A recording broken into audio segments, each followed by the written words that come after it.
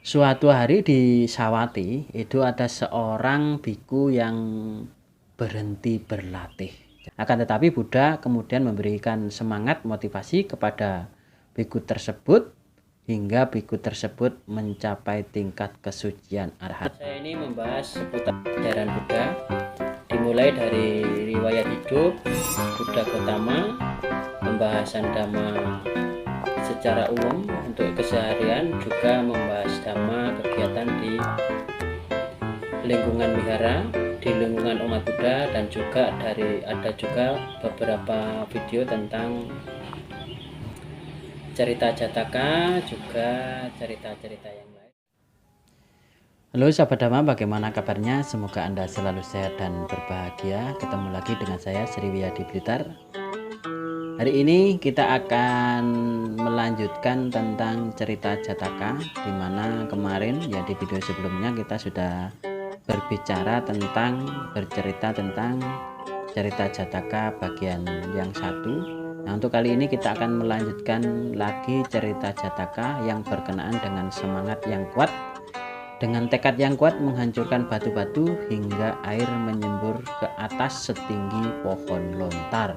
Wanupata Jataka, tentang perjuangan seorang biku yang mulai menyerah saat dia melaksanakan meditasi di hutan, tidak mencapai apapun, kemudian dia memutuskan untuk kembali ke wihara dan berkumpul dengan para biku yang lainnya.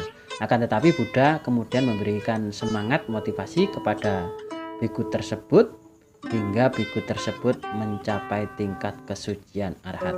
Bagaimana kisahnya? Mari kita bersama-sama mendengarkan kisahnya tentang Wanupata Jataka. Suatu hari di Sawati itu ada seorang biku yang berhenti berlatih. Jadi biasanya Buddha itu memberikan pertanyaan, begitu para biku itu ditabis, dia akan ditanya, kamu mendalami meditasi atau mendalami dhamma? Kemudian kalau biku tersebut berkata, saya akan mendalami meditasi, maka Buddha akan memberikan instruksi, ya sekarang kamu pergilah ke hutan untuk berlatih meditasi. Akan tapi kalau kamu memutuskan untuk belajar dhamma, maka Buddha akan memberikan atau mengarahkan biku tersebut kepada guru-guru, misalkan seperti Sariputta, Mahamoggallana, dan biku-biku senior yang lainnya. Nah, salah satu biku ini memutuskan bahwa dia ingin ingin mendalami meditasi. Kemudian Buddha menyarankan dia untuk pergi tapi setelah sekian lama bermeditasi di hutan, biku tersebut tidak mencapai apapun. Akhirnya dia menyerah karena dia lama di hutan, tidak mencapai apapun, meditasinya tidak mendapatkan kemajuan apapun. Kemudian ia menyerah. Biku tersebut kembali ke wihara dan berkumpul dengan biku-biku lainnya. Nah, kemudian mengetahui biku tersebut sudah mulai meninggalkan meditasi di hutan, Buddha pun mendekati dan menanyakan kepada biku tersebut, loh, kenapa kamu kok kembali ke wihara lagi, kok tidak melanjutkan meditasi? Nah, kemudian biku tersebut mengatakan bahwa ia telah berjuang sangat keras tapi tidak mencapai apapun.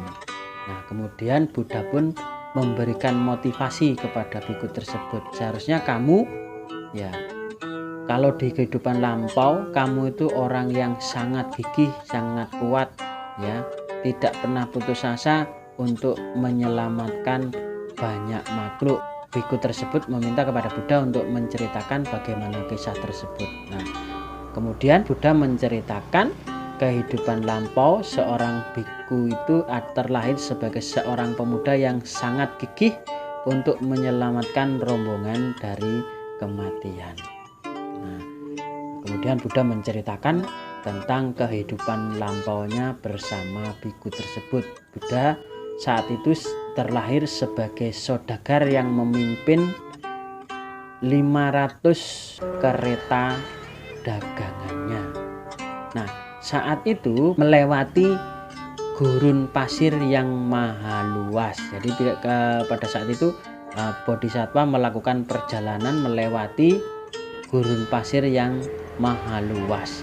Nah, dimana kita ketahui bahwa gurun pasir itu merupakan tempat yang sangat panas sehingga bisa membakar gerobak-gerobak yang berisi kayu, beras, dan minyak. Nah, pada saat siang hari gurun pasir itu sangat panas, sedangkan malam hari gurun pasir itu akan dingin. Mereka melakukan perjalanan di malam hari.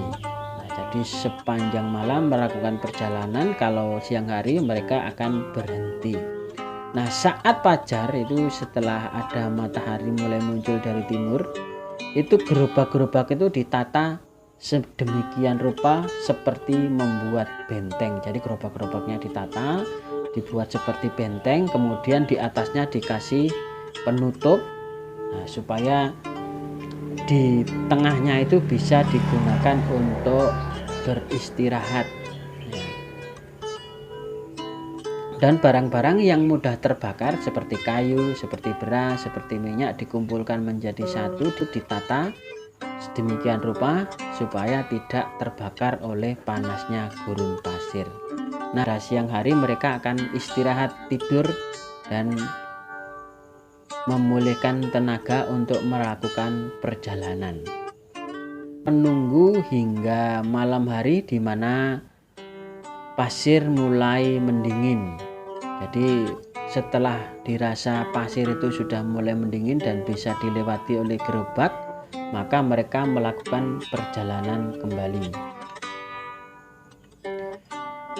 Perjalanan di gurun pasir biasanya itu para saudagar, ya, saudagar ini menyewa ahli gurun, di mana ahli gurun itu bisa membaca bintang sebagai penunjuk arah. Karena perjalanan malam hari kalau tidak mengenali gurun, mereka tidak akan bisa keluar dari gurun pasir. Mengenali arah dengan melihat posisi bintang. Nah, seharusnya malam itu rombongan ini sudah keluar dari padang pasir, karena diprediksi pada malam hari itu mereka sudah bisa keluar dari padang pasir. Nah, sudah kelelahan dan lama tidak tidur, maka malam itu pemandu gurun ini tertidur. Nah, akibat dari tertidurnya pemandu gurun, maka sapi-sapi ini berjalan menarik gerobak sesuai dengan keinginan sendiri, dan sapi-sapi itu berjalan kembali ke tempat di mana mereka berkemah sebelumnya. Nah, begitu fajar pagi hari, pemandu gurun ini terbangun dan mengetahui bahwa dia kembali ke perkemahan yang sebelumnya. Nah, para rombongan ini sudah mulai putus asa, mereka sudah mulai bingung, panik. Nah, bagaimana ini kok bisa kembali lagi ke tempat semula? Nah, mereka sudah kehabisan kayu dan air.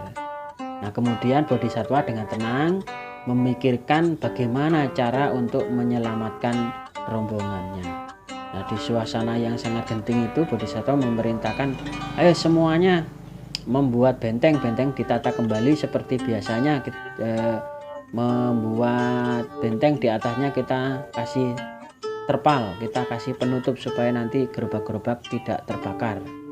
Nah, kemudian setelah semuanya selesai, Bodhisattva pun keluar dari tenda dan Bodhisattva menemukan serumput rumput kusa. Kemudian Bodhisattva berpikir bahwa ini ada rumput kusa di sini, berarti kalau ada rumput berarti di bawah ada sumber air. Kemudian dia memerintahkan rombongan untuk menggali. Nah, menggali dengan sekop dan peralatan untuk menggali. Begitu digali, ditemukan tapi tumpukan batu-batu. Rombongan pun mulai putus asa dan bingung. Wah, ini kita akan mati di sini karena kita hanya menemukan batu-batu. Nah, kemudian Bodhisattva pun turun, kemudian menempelkan telinganya di batu tersebut. Dia mendengar, Bodhisattva mendengar bahwa ada air yang mengalir di bawah. Berarti airnya ini ada di bawah batu. Kemudian Bodhisattva memerintahkan anak laki-laki untuk menghancurkan batu tersebut. Ya, jadi Bodhisattva itu memerintahkan anak laki-laki, kamu ke sini. Sekarang kamu hancurkan batu-batu ini supaya airnya bisa kita temukan. Nah, dengan tekad yang sangat kuat dan gigih untuk menyelamatkan rombongannya, ya pemuda ini ya dengan palu besi dia menghancurkan batu-batu. Nah, begitu batu-batu ini dihancurkan, airnya mengalir menyembur ke atas setinggi pohon lontar. Ya, jadi airnya begitu batunya hancur, airnya naik ke atas setinggi pohon lontar, dan para rombongan pun bersorak gembira memberikan minum-minum untuk para sapi dengan senang hati.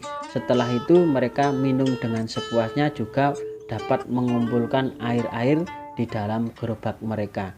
Mereka dengan sangat senang, mereka diselamatkan oleh pemuda yang sangat gigih tadi untuk menghancurkan batu untuk menyelamatkan rombongan tersebut. Kemudian di akhir cerita Buddha berkata, saat itu aku adalah pemimpin rombongan itu. Kamu, ya, biku, merupakan pemuda yang gigih menghancurkan batu itu, menyelamatkan rombongan dari kematian. Nah, kemudian setelah batinnya siap, biku tersebut mulai semangat, mulai siap. Buddha pun membabarkan tentang 4 kebenaran mulia. Jadi di akhir pembabaran, biku tersebut mencapai tingkat kesucian arahat. Demikian kisah tentang cerita Jataka yang berjudul Wanupata Jataka. Sampai ketemu di video selanjutnya. Kita akan membahas cerita Jataka yang lain.